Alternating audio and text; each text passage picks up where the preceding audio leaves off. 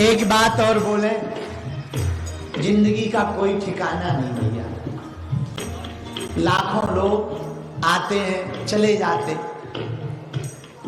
अभी वक्त है, अभी समय है, अपनों को टाइम देना प्रारंभ कर दो, अपनों के साथ समय बताना प्रारंभ कर दो। तुम बुरा मत मानना, ये जिंदगी बार बार नहीं मिलती। हम ये सोचते हैं कल सफल हो जाएंगे, फिर इसके बाद जाएंगे। वो कल कभी नहीं आता, वो कल एक दिन काल बन जाता है, अपने छूट के चले जाते हैं। और सुनो, तुम जीते जी माँ बाप को भोजन यदि नहीं करवा पाए ना, तो मरने के बाद कितनी भी श्राद्ध करवा देना किसी काम का नहीं है। तुम जीते जी यदि अपनी माँ को खुश नहीं कर पाए, तो मरने के बाद तुम माँ का मंदिर भी बना देना, पर वो मंदिर किसी काम का नहीं। तुम जीते जी अपने भाई का साथ ना दे पाए, तो मरने के बाद तुम कितने भी पुराण करवा लेना, वो पुराण किसी काम के नहीं।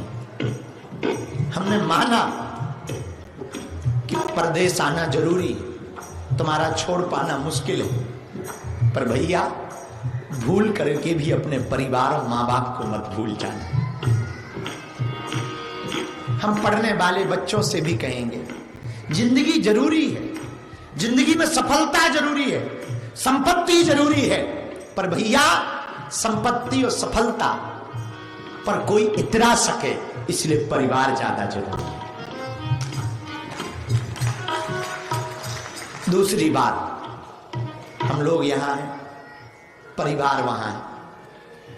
पढ़ने वाले बच्चे जितने युवान हैं, भाई बहन बैठे हैं, एक बात बहुत कान खोलकर समझ लो, तुम्हारे माँ बाप ने इसलिए नहीं भेजा तुम्हें किराया उठाकर, कर्जा उठाकर, कि तुम वहां जाकर के अपनी नई दुनिया बनाओ। इसलिए भेजा है कि वहां कुछ बन जाओ, ताकि तुम्हारी दुनिया में हम सम्मिलित हो। और तुम फ्रीडम के नाम पर, मॉडर्न जमाने के नाम पर माँ बाप को भूल जाते हो। भैया क्या बीतती होगी उस माँ पर जिसने तुम्हें जन्म दिया, क्या बीतती होगी उस पिता पर जो रातों भर तुम्हारे लिए काम करता रहा, क्या बीतती होगी तुम्हारे परिवार पर। तुम खूब सफलता पालो, तुम खूब मित्र बना लो, बहुत फ्रेंड सर्कल बना लो, पर याद रखना जब रक्षाबंधन आती है तब भाई की कलाई पर क्या बीतती होगी, या तुम्हारी बहन पर क्या बीतती होगी, या तुम्हारी मां पर। हमको तो बहुत तरस आता कई बार, भारत में बहुत लोग एक उत्सुकता रखते हैं, भारत के लोग, हमको विदेश जाना है, बच्चों को विदेश भेजना है।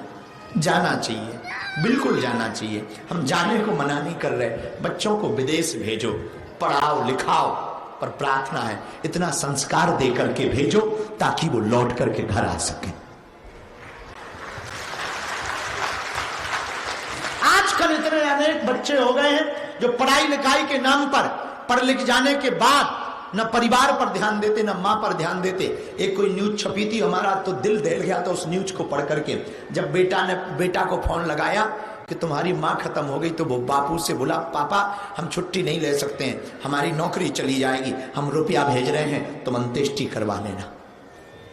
विचार करो उस बाप पर क्या बीती होगी, विचार करो उस पिता पर क्या बीती होगी, उस माँ के जीवन पर क्या बीती होगी, जो जिंदगी भर रो रो कर अपने बच्चों को विदेश इसलिए भेजी ताकि सफल हो जाए। इसलिए भैया हमारी हाथ जोड़कर प्रार्थना है, तुम रहो विदेश में, तुम्हारे विचार भले ही नए हों, पर संस्कार पुराने होने चाहिए। संस्कारों में सनातन, संस्कारों में माता पिता, संस्कारों में भाई भाई के प्रति प्रेम, संस्कारों में माता प्रति के प्रति तुम्हारी कृतज्ञता होनी चाहिए। और यदि तुम खूब सफलता पा जाओ, विदेश में बहुत बड़ा मकान बना लो, बहुत बड़ी बड़ी गाड़ी खरीद लो, पर अगर तुम माँ बाप की सेवा ना कर पाए तो तुम्हारा कमाना किसी काम का नहीं। तुम माँ बाप के काम न आ पाए, तुम वतन के काम न आ पाए, अपनी देश की मिट्टी के काम न आ पाए। तुम्हें पता है राम जी जब 14 वर्ष वनवास के लिए गए, तो अपने राम जी को तो तपस्वियों का वेश बना के जाना था, लेकिन तपस्वियों के वेश में भी भगवान श्री राम अपने पल्लू में जो पीतांबर धारण कर रखा था, उसी बलकल वस्त्र के कोने में अयोध्या की मिट्टी को बांधा। तो लक्ष्मण जी ने पूछा, भैया ये क्या है? तो पता है राम जी क्या बोले? भगवान राम बोले, जा तो रहे हैं पर हमेशा याद तो अयोध्या ही रहेगी।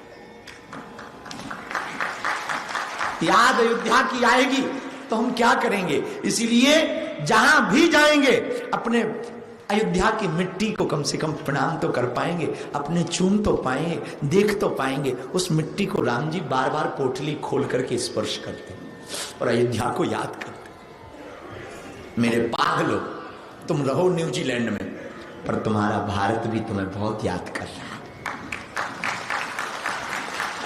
कभी समय मिले तो आ जाना, साल 2 साल में आ जाया करो, बहाना खोज लिया करो आने का।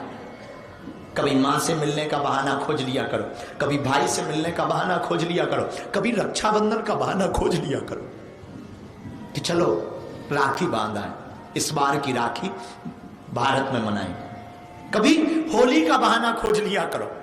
और कोई बहाना ना मिले, तुम कहो कि हमारा परिवार बहुत विचित्र। कल जब हम रात को बैठे थे तो एक बालक जो संगीत में बैठा है वो यही रहता, वो कहता हमें अपनों ने बहुत धोखा दिया। हम मानते हैं, याद रखना जिसने तुम्हें धोखा दिया वो अपना है ही नहीं।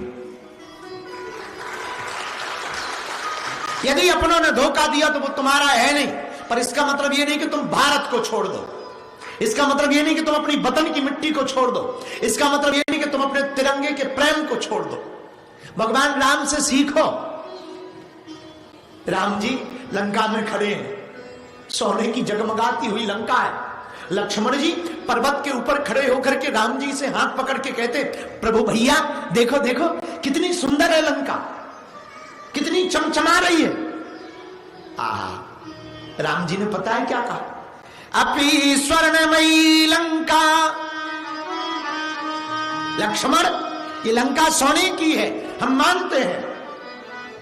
अपि स्वर्णमयी लंका न मे लक्ष्मणा रोचते। है सोने की पर हमको प्रिय नहीं लग रही। बोले क्यों? जननी जन्मभूमश्चा स्वर्गादपि गरीयसी। लंका सोने की है लेकिन हमको अच्छी नहीं लग रही। हमारी अयोध्या भली सोने की नहीं है, पर लक्ष्मण वो पुरानी गलियां, वो सरजू का किनारा, वो पिता की गोद में बैठना, वो कौशल्या मां के हाथ से भोजन करना, वो चारों भाइयों का खेलना, वो मित्रों के साथ अयोध्या में डोलना, हमको तो वही याद आता। न्यूजीलैंड के पागलों, याद रखना अपने बीते हुए पल को कभी मत भूलना। अपने बीते कल को तुम कभी मत भूलना। जिंदगी में बहुत बड़ा बनना पर अपने बीते पल को मत भूलना। वो पुरानी गलियां, वो रातों के अंधेरे। आजकल के बच्चे क्या जाने सुख लाइट जाने का और आने का। लाइट जाने और आने का सुख तो हमारे गांव में था। लाइट जाती थी तो शोर मचा के बाहर निकलते थे, आती थी तो शोर मचा के अंदर आते थे। क्या जाने बुआ का सुख। रक्षाबंधन पर पिताजी के भाग की मिठाई खा लेना, उनके हिस्से की मिठाई खा लेना। और रिश्तेदार आने और जाने का सुख तुम्हारे बच्चे क्या जाने। रिश्तेदार आने और जाने का सुख तो हम लोग जानते हैं भैया। जब जाते थे तब इस मुंह ताक में रहते थे, रुपया कितने देंगे। हाँ, 5 का मिलेगा या 10 का मिलेगा। रिश्तेदार आने से ज्यादा इस बात का इंतजार करते थे कि जा कब रहे। हाँ, क्योंकि उसमें और ज्यादा कुछ सुख नहीं, ये सुख था कि ये मिलेंगे। अब वो 5 का 10 का नोट दे जाते थे, 10 ही दिए, अगली बार तो 20 का नोट दिया था। ये तुम्हारे बच्चे क्या सुख जाने। बुरा ना मानना, अपने बच्चों को अपनी संस्कृति से जोड़े रहना।